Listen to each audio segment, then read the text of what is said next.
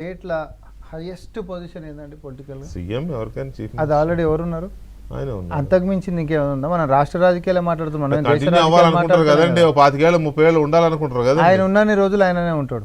సర్లే, అది సరే, ఇప్పుడు వాళ్ళ పర్సెప్షన్ వాళ్ళకు ఉండొచ్చు, మాది మాకు ఉండొచ్చు. తప్పులేదబ్బా, నేను కాదు. ఇప్పుడు పెరుగుతున్నటువంటి ధరలు అనుకోండి, నిరుద్యోగం అనుకోండి, వస్తున్నటువంటి అసమ్మతి అనుకోండి, ఇంకెక్కడ బీజేపీ వచ్చే దాంట్లో మొత్తం న్యాచురల్ ఫాల్ జరుగుతుంది అనేది మాకున్నాయి. ఈరోజు రాజకీయాలు రాష్ట్రంలో మీరు ఇందాక ఒక ప్రశ్న వేసారు, వాళ్ళని అంటున్నప్పుడు కొత్తగా రేవంత్ రెడ్డి గారి పేరు ఎందుకు తెస్తారు, బీజేపీ తోటి ములాఖాత్ చేపించి అని అన్నారు. సో దట్ కాంగ్రెస్ పార్టీ అధిష్టానంతో కూడా ఆయన పోతున్నటువంటి సఖ్యతతో కూడినటువంటి తీరు ఏదైతే ఉందో, ఈరోజు కాంగ్రెస్లో జనరల్గా ఏంది అంటే జనరల్ గ్రూప్ పాలిటిక్స్ ఉంటే ఒకరు కాకపోతే ఒకరు కాలాల కట్టెలు పెడుతుంటారు, కింద పడాలనేటటువంటి ప్రయత్నాలు చేస్తుంటారు అనేటటువంటిది ఇన్ జనరల్గా ఆ కల్చర్ ఉంటుంది అనేటటువంటి అందరు నమ్మేటటువంటి వ్యవహారం. అయితే అట్లాంటివి ఏవి కూడా ఈరోజు లేకుండా వ్యవస్థ మొత్తంలో కూడా ఒక ముఖ్యమంత్రి లెక్క 30 రోజులు ఉంటాడు, 100 రోజులు ఉంటాడు, 200 రోజులు ఉంటాడు, ఏడాదులు అయిపోతుంది అని మాట్లాడుకుంటా ఒక టర్మ్ దాకానే ఉంటాడు అనే దాకా ఆయననే తెచ్చుకోండు.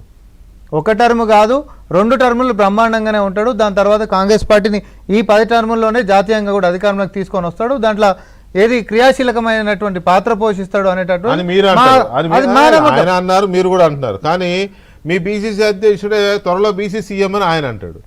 సార్ మా దాంట్లో మా దాంట్లో భావస్వేచ్ఛ అనేటటువంటిది ఎక్కువ, అది మీకు తెలిసినటువంటిది. సో ఎవ్వరు ఏదైనా కూడా మాట్లాడుకోవచ్చు. ఒకరు నేను మంత్రిని అయితే అనుకోవచ్చు, నేను కూడా ముఖ్యమంత్రి అయితే అనుకోవచ్చు, భావస్వేచ్ఛ. కానీ ఇక్కడ పర్ఫార్మెన్సు, ప్రోగ్రెస్ రిపోర్టు అనేటటువంటి వ్యవహారం వచ్చినప్పుడు రాష్ట్రాన్ని ఒక గాడిగా నడిపించేటటువంటి వ్యవహారమైన అసలే శత్రుశేషమైనటువంటి బీజేపీ బీఆర్ఎస్ ములాఖత్ అయిపోయి ఈరోజు వారి యొక్క వికృత చేష్టలు, రాజకీయ క్రీడలు అనేటటువంటిది వాళ్ళకు ఉంటున్నటువంటి పదును మొత్తం రంగరించేసేసి మా మీద పెడుతున్నప్పుడు దీన్ని ఎదుర్కొంటూ పోతున్నటువంటిది చిన్న విషయం అయితే కాదు. ఎందుకనంటే గత 10 సంవత్సరాల నుంచి కూడా బీఆర్ఎస్ పార్టీ రాజకీయం ఎట్లుందో మనం చూసినాం. ఇప్పుడు బీఆర్ఎస్ బీజేపీ 2 కలిసి రాజకీయం చేస్తుంటే దాని ఒక ఉప్పెనలకు ఎదురవుతున్నా కూడా మనం దాన్ని ఎదుర్కొని పోతున్నటువంటి పరిస్థితి. రేవంత్ రెడ్డి గారు ఈ రాష్ట్రంలో ముఖ్యమంత్రి ఉండుడే కాదు, దేశవ్యాప్తంగా ఈయనని గిట్ట ఇక్కడ అడ్డుకోకపోతే, నైతికంగా ఆయన దెబ్బతీయకపోతే ఈ కాంగ్రెస్ పార్టీ యొక్క ప్రభావం మళ్ళీ ఇదే ప్రారంభోత్సవం లెక్క దేశవ్యాప్తంగా కూడా ముందుకు పోయేటటువంటి ప్రమాదం ఉంటుందని బీజేపీ వాళ్ళకి తెలుసు. ఈ 2 పార్టీలకు కూడా common target Congress party sir. ఆ కాంగ్రెస్ పార్టీ అనేటటువంటిది పోవాలి, దానికోసం ఏదైనా చేద్దాం. ఇక మనం అది రేవంత్ రెడ్డి గారిని కొన్నిసార్లు సొంతలకు దూరం చేయాలి కాబట్టి వ్యూహాత్మకంగా ఈయనను మెచ్చుకున్నట్టు చేద్దామా, లేకపోతే ఈయనను ఎదురు పడలేకుండా ఉంటున్నప్పుడు ఇంకేదైనా కూడా వ్యూహాలు చేద్దామా. కానీ కాంగ్రెస్ పార్టీని ఎట్టి పరిస్థితులలో తెలంగాణలో చాలా బలంగా మారింది. కర్ణాటకలోనన్నా ఈ యొక్క కొంచెం ఏంటంటే ముఖ్యమంత్రులు మారుతారు, అది మారుతారు, ఇది మారుతారు. తెలంగాణలో అట్లాంటి టాపిక్ కూడా మనకు లేదు.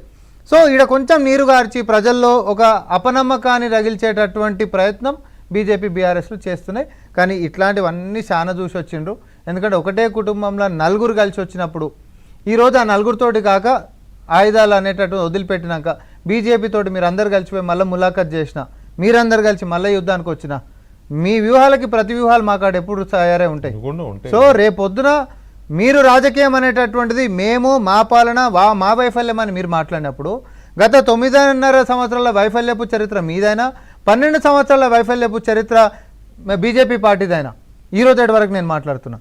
చెప్పనీకే ఒక నాయకుడు ఎవ్వరికి భయపడకుండా ఉంటున్నటువంటి చరిత్ర ఉన్న పేరు రేవంత్ రెడ్డి అనేది మనం గుర్తుపెట్టుకోవాలి. దేనికి బెదిరేటోడు అనేటటువంటిది కాదు.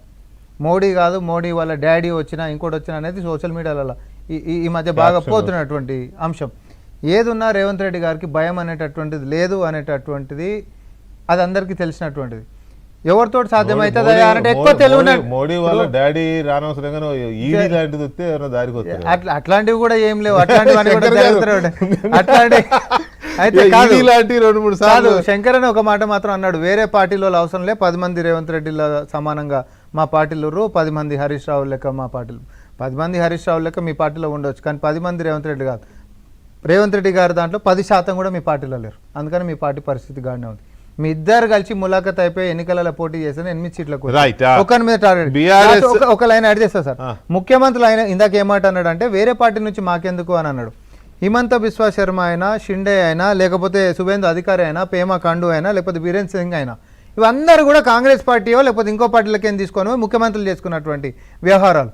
మీరు సొంతంగా సొంత శక్తితో మీరు అంటున్నట్టు క్షేత్రస్థాయిలో బలోపేతం చేసుకొని మీరేదో అంతెందుకు ఇప్పుడున్నటువంటి ఎంపీలలో కొండ విశ్వేశ్వరరెడ్డి గారు ఏ పార్టీకి ఏం తీసుకున్నారు, డికే అరుణ గారిని ఏ పార్టీకి ఏం తీసుకున్నారు, ఈటల రాజేందర్ గారిని ఏ పార్టీకి ఎంచి తీసుకున్నారు. మీరు సొంత శక్తి ఉందనేటటువంటి వాదనలు వద్దు.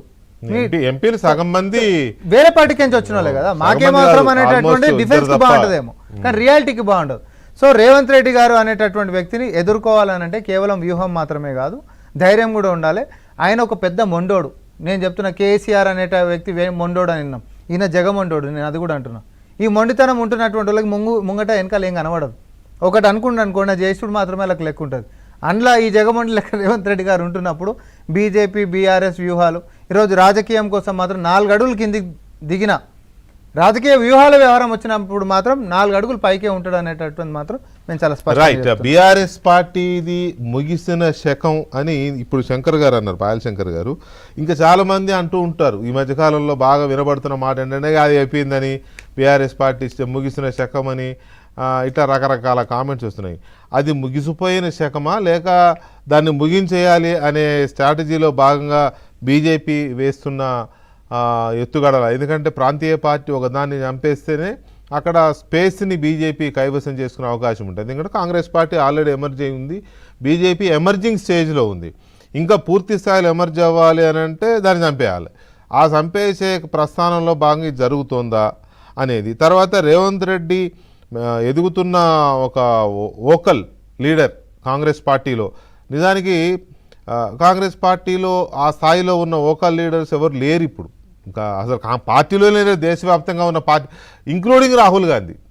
అంత వాక్చాతుర్యం కానీ లేకపోతే పబ్లిక్ని అట్రాక్ట్ చేసే మాస్ లీడర్ కానీ కదా. ఆయనకి ఫ్యామిలీ పరంగా వచ్చిందే తప్ప వ్యక్తిగతంగా వచ్చింది కాదు.